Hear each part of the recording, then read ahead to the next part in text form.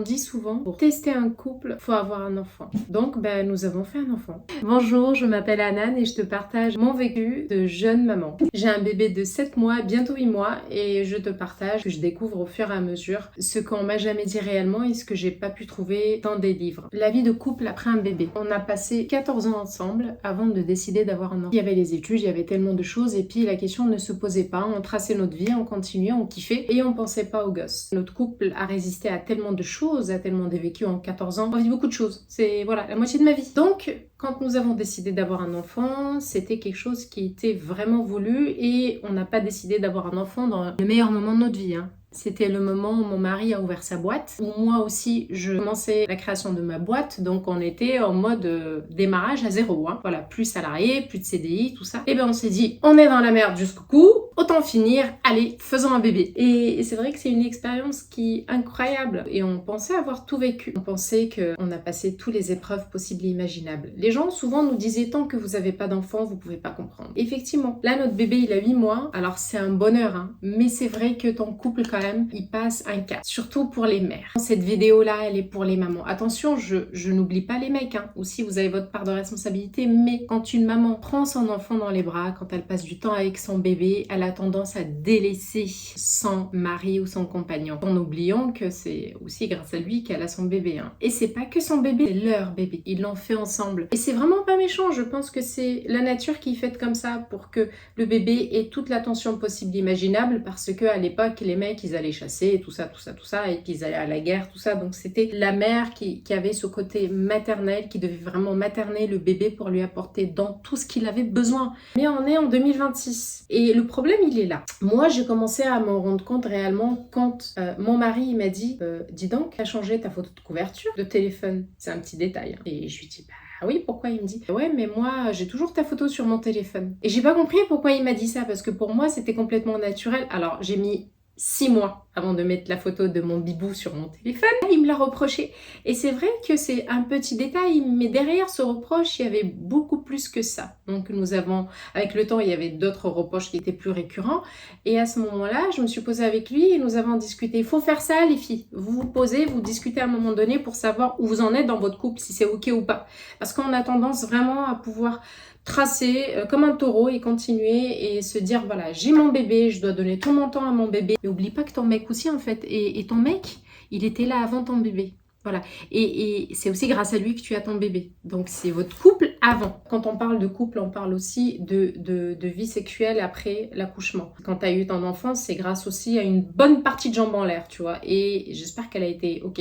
Au moins comme ça, tu te dis la souffrance par la suite, elle est validée, tu vois. Ah, ça doit être assez compliqué quand même à supporter, parce que t'as ni l'un ni l'autre, quoi. Je suis ni sexologue, je suis pas là pour te dire comment il faut faire ou quoi que ce soit. S'il y a une chose que j'arrive pas à comprendre, c'est les femmes qui tombent enceintes 3 mois après avoir accouché. Je vais le redire parce que même moi en le disant, 3 mois après avoir accouché. T'as pas à déposer une clé USB, t'as à déposer une pastèque. Une bonne pastèque d'été, tu vois. T'es en chantier, t'as pas récupéré ton corps, t'as pas récupéré ta ligne, t'as encore les hormones, tu es en mode chute libre, tu perds tes cheveux, en général t'as du mal à accepter ton corps, et là tu passes à la casserole. Mais comment? Enfin, non, t'as vu ta femme accoucher, laisse-lui du répit, laisse-lui du temps pour pouvoir récupérer. 3 mois, en général, non mais attends, même pas, avant elles ont un rapport sexuel. Genre, quelques temps après l'accouchement, c'est bon, c'est reparti. Mais comment tu fais? Moi, personnellement, je suis rentrée de la maternité, j'étais en mode, j'avais pas le temps. Je me brossais les dents rapido, il fallait que je cours absolument pour aller m'occuper de mon bébé. Tu prends tes pyjamas les plus confortables possibles.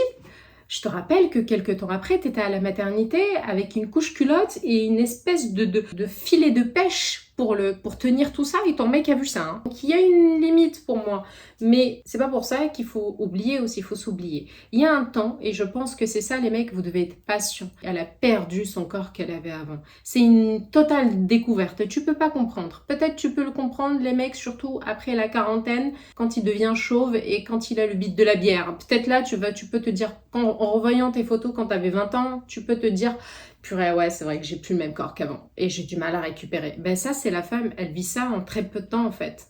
En 9 mois. Elle passe de mode je kiffe mon corps ou j'aime mon corps ou je fais avec à c'est la cata totale quoi. Et là, elle doit au moins avoir le temps pour pouvoir récupérer. Elle a autre chose à foutre que de penser à ça. Donc les gars, soyez un petit peu plus cool hein, avec vos partenaires après l'accouchement. Et les filles, allô, allô. Quand tu rentres de la maternité, t'es en chantier. Fais attention parce que c'est la période où t'es vraiment en mode hormone totale. Donc tu peux tomber enceinte à n'importe quel moment. Je sais pas toi, mais moi, c'était la dernière chose à laquelle je pensais, c'est de tomber enceinte juste après avoir accouché. Il faut pas oublier qu'il y avait ton couple avant d'avoir ton bébé. Maintenant qu'il y a un bébé, t'as plus autant de temps qu'avant. Tu peux plus, sur un coup de tête comme ça, dire à ton mec, allez, on se fait un ciné ou allez, on se fait un resto. Non, t'as un nourrisson, tu peux pas faire ça. Et t'as même pas la tête à ça en vrai. Mais c'est pas pour ça qu'il faut se négliger. Il faut essayer de confier ton bébé à la famille de temps en temps, si tu veux pas qu'ils aillent chez eux. Je peux comprendre, moi c'était mon cas. Fais venir ta famille très proche encore une fois pour qu'ils puissent garder ton bébé 2 ou 3 heures. Sors avec ton mec. Récupère des moments que tu avais déjà avant sans le troisième élément qui est arrivé, qui s'impose et qui prend toute l'attention. On a tendance à oublier ça, à oublier que en général ton mec c'était un petit peu, je vais pas dire ton bébé, mais c'était un petit peu ton chouchou quoi. Quand il était malade, tu prenais soin de lui et ça les filles on va pas se mentir. Même si on est en 2026, en tout cas ma génération, 90, les mecs, quand ils tombent malades, tu joues le rôle de la mère. T'es là, tu le soignes, tu prends soin de lui, tout ça, parce que quand il a un rhume, c'est pas un cliché, c'est une réalité. Quand il a un rhume, bordel, il a un rhume, tu vois. Donc tu prends soin de lui. Et là, quand le bébé est là, en général, quand il a un rhume, tu fais plus comme avant. Tu lui prépares plus la petite soupe, le petit plateau que tu lui ramènes. Non, tu le regardes et tu lui dis, mais t'es sérieux, quoi? T'as un rhume, bordel, lève-toi. Ça va, j'ai accouché. Arrête de lui balancer ça toutes les 2 secondes. Arrête de lui balancer. Arrête ça. Arrête de lui balancer que t'as fait un truc extraordinaire. Parce qu'il le sait que t'as fait un truc extraordinaire. Mais en lui balançant à chaque fois, tu lui rappelles en fait que lui, il devient rien du tout. Rien du tout. En gros, il a rien fait, il a participé à rien. En sachant que déjà, à la maternité, il était juste figurant. En général, on parle qu'à toi et au bébé. Et en général, lui, il n'existe vraiment pas. Il peut mal le vivre aussi, tu vois. J'ai eu la chance d'avoir mon mari qui m'a... On discute beaucoup, on a énormément... On dialogue beaucoup. Et à ce moment-là, il m'a dit, attends, stop, là, il faut qu'on discute. Là, il y a des choses qui vont pas. Je me sens pas bien. Et il m'a parlé de ses sentiments. Je lui ai partagé les miens. On a trouvé un terrain d'entente. Et de temps en temps, on fait des mises à jour. Et il faut faire ça. Faites des mises à jour. Faites des mises à jour sentimentales et mentales. C'est très important dans un couple.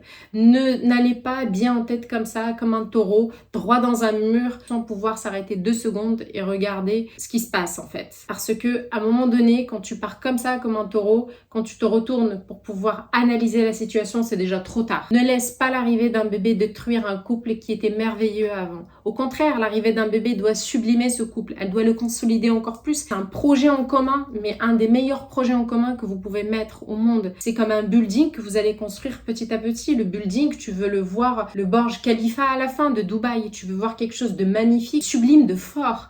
Et c'est pas en construisant avec des briques et des brocs que tu vas y arriver. C'est un projet en commun. Faites attention à votre couple. Ok, on fait attention au bébé et j'en suis persuadée que vous allez y faire attention. Vous allez lui donner tout l'amour possible et imaginable. Et surtout toi, je parle à toi, surtout la femme comme moi. Ne l'oublie pas lui. Ne l'oublie pas, il est susceptible. Les mecs sont susceptibles en vrai. Les mecs en général, ils veulent avoir l'attention de leur meuf parce que c'est un peu ton bébé. Il avait l'attention de sa mère avant. Et c'est pas un mythe, hein. C'est vraiment pas un mythe. Moi, je le vis. Hein. Et il a besoin d'avoir de l'attention. Il vit dans un monde de mecs assez bruts, assez brutasses. Et quand il rentre à la maison, tu es un petit peu sa chantilly, tu vois. Tu es un peu la fraîcheur de sa vie. Et si tu lui enlèves ça, il disjoncte. Il disjoncte et il est pas bien, il a plus son équilibre en fait. Alors c'est pas pour ça que tu dois aller voir ailleurs et tu dois justifier que t'as merdé à côté. Non. Avant de faire ça, parce que déjà, si tu penses à ça très vite, c'est lui, il dégage, il saute. Si déjà, dès le début, lui, il pense à aller là-dedans, il saute, il dégage. T'as même pas de discussion à avoir. En revanche, quand un mec vient vers toi, quand ton mec vient vers toi et il te dit « Je me sens pas bien là depuis l'arrivée de notre bébé, voilà, tu mets toute l'attention envers lui, je sais qu'il prend beaucoup de temps, beaucoup d'attention. » Soyez sympa aussi les gars, parce que en général, quand tu viens lui parler, elle peut prendre tout comme un reproche parce qu'elle donne beaucoup, tu vois. Donc, soyez un peu sympa. Je veux juste que tu puisses me donner un peu d'attention. Je sais qu'en ce moment tu es surbooké, mais j'en ai besoin. Voilà, je vais essayer de t'aider, mais j'ai aussi besoin que tu puisses me donner un peu d'attention comme avant. Et là, tu vas voir que tout de suite, elle va t'écouter. Et elle va te dire, oui chérie, je suis désolée, mais oui, je vais essayer de faire attention à ça. Et ça va aller, ok, ça va aller, c'est juste de la communication. Si tu es en train de vivre ça, si tu es en plein dedans, arrête tout, stop tout, et pose-toi 2 secondes. Et regarde ton bébé surtout, et dis-toi, attends, ce bébé-là, on l'a voulu. On l'a fait ensemble, on était très heureux. Pendant 9 mois, il était là.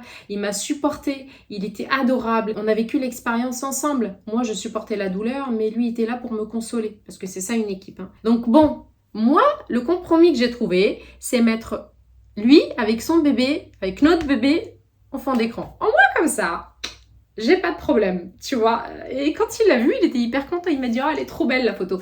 Tu vois, voilà, c'est de la psychologie. Tu fais attention, tu lâches un petit peu et tu récupères. Tu lâches un peu et tu récupères. C'est ça la vie de couple. C'est une partie de pêche, mais du cellure. Voilà. Sur ce, je te souhaite une agréable journée et je te dis à bientôt pour une nouvelle vidéo. Ciao!